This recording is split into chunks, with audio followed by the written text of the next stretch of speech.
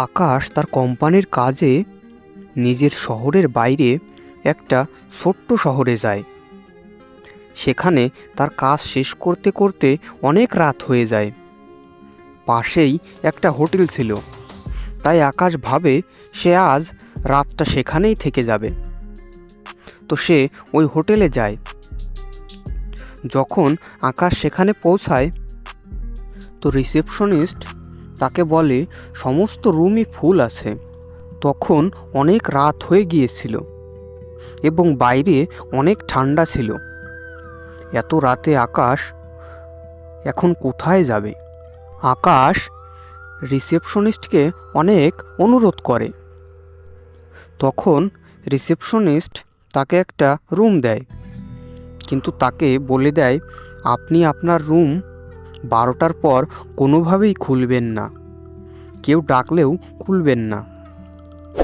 আকাশ অনেক ক্লান্ত ছিল, তাই সে তার কথাকে কোনো পাত্তা দেয় না এবং তার রুমে চলে যায় এবং ঘুমিয়ে পড়ে। আকাশ ঘুমিয়েই ছিল, তখন তার রুমের দরজায় কেউ খটখট শব্দ করে। আকাশ ঘুম থেকে ওঠে, দেখে ঘরটি অনেক অন্ধকার এবং বিদ্যুৎ চলে গেছে। তখন আকাশ দরজা খোলে, কিন্তু সময়ের দিকে কোনো খেয়ালই ছিল না। দরজায় একজন দাঁড়িয়ে ছিল, তার পুরো মুখ চাদরে ঢাকা ছিল। আকাশ কিছু বলার আগেই লোকটি সেখান থেকে চলতে শুরু করে। আকাশ কিছুই বুঝতে পারে না। তাকে ডাক দেয়, কিন্তু সে শোনে না। আকাশ তার পিছু নেয়। কিছু সময় পর সে দাঁড়িয়ে পড়ে। এটা দেখে আকাশও দাঁড়িয়ে পড়ে।